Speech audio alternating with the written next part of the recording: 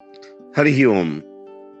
मैं वीरेंद्र गुप्ता बोल रहा हूँ और हम भगवत गीता के 5वें अध्याय कर्म संन्यास योग का आज 18वां और 19वां श्लोक करने का प्रयास करेंगे।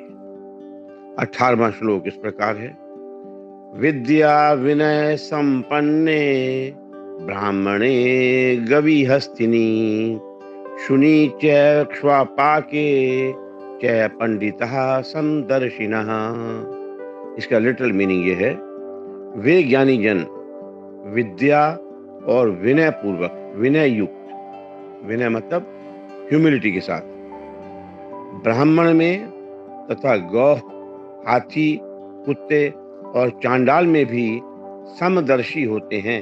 समदर्शी का अर्थ यह है कि सब में बराबर, सबका समान देखना होते हैं।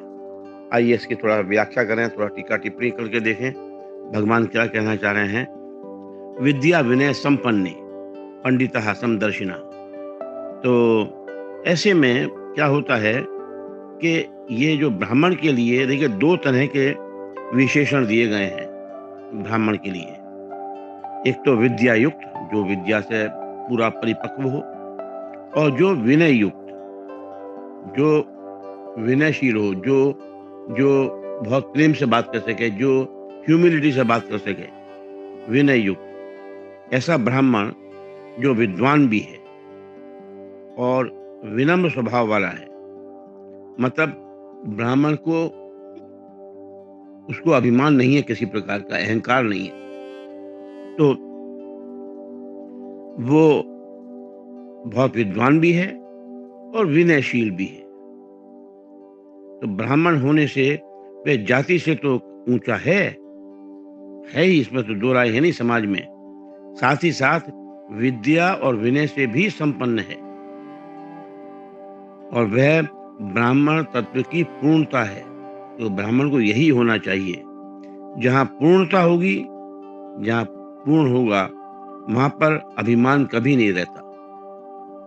अभिमान वहीं रहता है जहाँ पूर्णता नहीं होती। वैसे भी हमने बहुत कहावतें सुनी है, आधी गगरी छलकत जाए। गगरी जब पूरी भरी है तो कभी देखेगा पानी नहीं छलकेगा।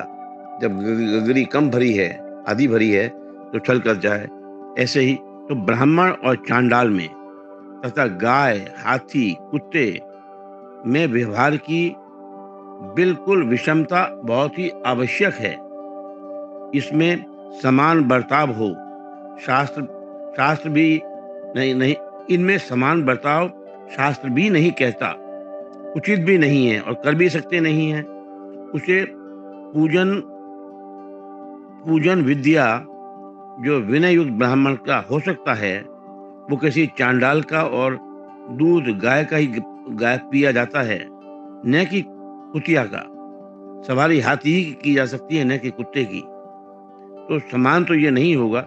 इन पांचों प्राणियों का उदाहरण देकर भगवान ये कह रहे हैं कि इनमें व्यवहार की समता संभव न होने पर भी, जो आत्मिक रूप से देखा जाए तो सब बराबर है, सब में एक ही परमात्म तत्व परिपूर्ण है।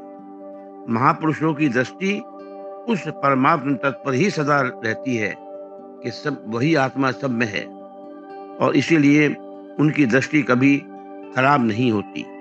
जब तक हम अपने सुख की लालसा करते हैं, हमें अपने सुख चाहिए, तब तक चाहे कितना भी आप प्रयास कर लें, हम प्रयास कर लें, कभी भी समता नहीं आएगी। परंतु जब हृदय से यह लगन लग जाएगी कि दूसरों को सुख कैसे पहुंचे, उनको आराम कैसे हो, उनको लाभ कैसे हो, उनका कल्याण कैसे हो, तब समता बराबर आ जाती है। क्योंकि आप हों या रंक है या राजा है, सेम वही हाथी है, वही घोड़ा, एक ही आत्मा है। आत्मा में कोई अंतर नहीं है किसी प्रकार का भी। तो समता अपने आप ही आ जाएगी। इसका आरंभ हम सबसे पहले अपने घर से करना चाहिए। हृदय में हम ऐसा भाव रखें कि किसी को भी मेरी वजह से किसी को भी दुख ना हो, कष्ट ना पहुंचे, बस किसी प्रकार भी, किसी प्रकार का भी मुझसे अनिष्ट ना हो, जो नहीं होना चाहिए। चाहे मैं कितना भी कष्ट सह लूं, पर मेरे माता पिता, स्त्री, पुत्र, भाई बहन आदि को सुख होना ही चाहिए। घर वालों को सुख पहुंचाने से अपने हृदय में शांति आएगी ही। ये तो ऐसा हो ही नहीं सकता कि ना आए। जहाँ अपने घर का भी संबंध नहीं है, वहाँ सुख पहुंचाएंगे तो और एक आनंद की लहरें आएंगी, शुरू हो जाएंगी। परंतु जब हम ममता पूर्वक सुख पहुंचाने से हमारी उन्नति नहीं होगी। जहाँ हमारी ममता न हो, वहाँ सुख पहुंचाएं, अथवा जहाँ हम ममता पूर्वक सुख पहुंचाते हैं, वहाँ से अपनी ममता हटा लें। दोनों का परिणाम एक ही होगा। अब हम 19वां श्लोक लेते हैं। 19वां श्लोक इस प्रकार है, इहैव तैर्जितः सर्गो येषां साम्ये स्थितं मनः निर्दोषं हि समं ब्रह्म तस्माद् ब्रह्मणि ते स्थिताः।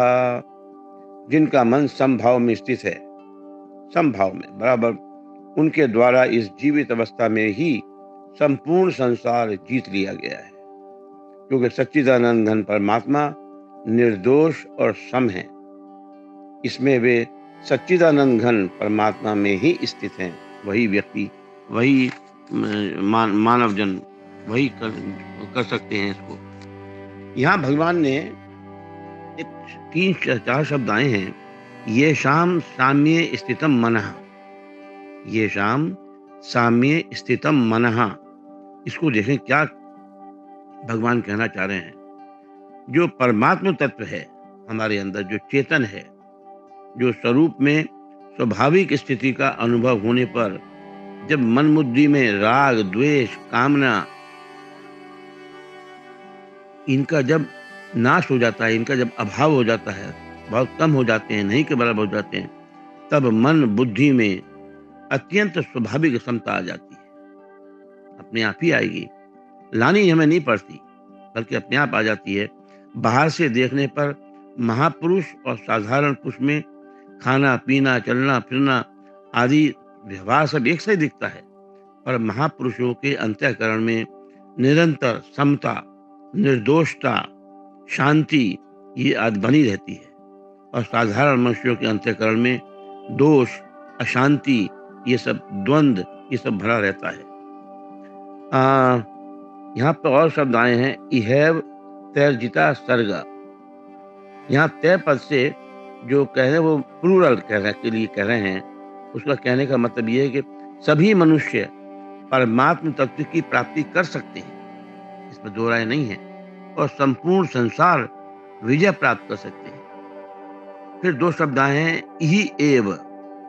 इसका अर्थ यह है कि मनुष्य जीते जी वर्तमान में ही यहाँ संसार को जीत सकता है, अर्थात संसार से मुक्त हो सकता है। संसार जीतने का मतलब ये नहीं है कि आप तलवारबाजी हम लेके जाएं और वो करें ना, हम संसार से मुक्त हो गए, संसार में रह रहे हैं। जैसे मछली है संसार में रहती है, कमल है जैसे वो कीचड़ में है, तो पानी में है लेकिन उसकी गंदगी नहीं लेता वो, ऐसे ही हम संसार में रह रहे हैं लेकिन फिर भी संसार हमारे अंदर नहीं है।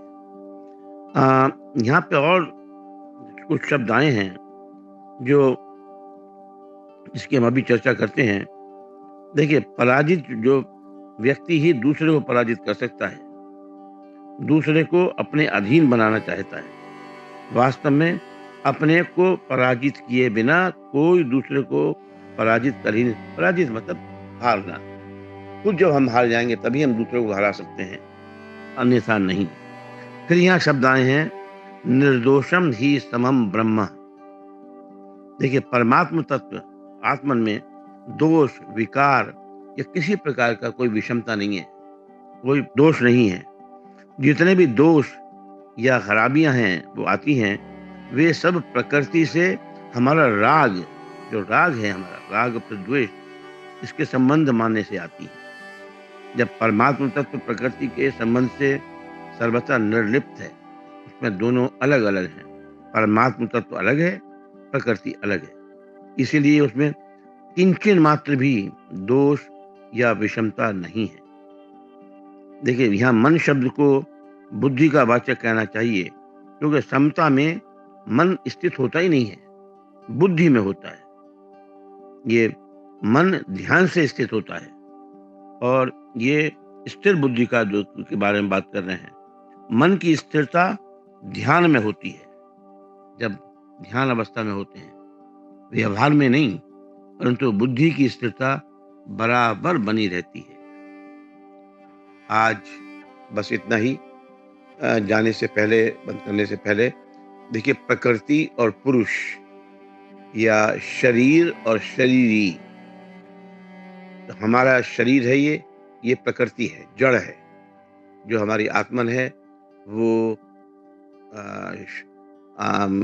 चेतन है, वो पुरुष है। ऐसे ही शरीर और शरीरी, बॉडी इज शरीर, बॉडी, और शरीरी जो इसमें रहता है, आत्मन हमारी, पुरुष और प्रकृति और चेतन, और शरीर और शरीरी, और पुरुष और चेतन, पुरुष और प्रकृति। तो आज इतना ही। आपके अंदर बैठे हुए परमपिता परमात्मा को मैं सादर प्रणाम करता हूँ। मेरा प्रणाम स्वीकार करें। हरि ओम।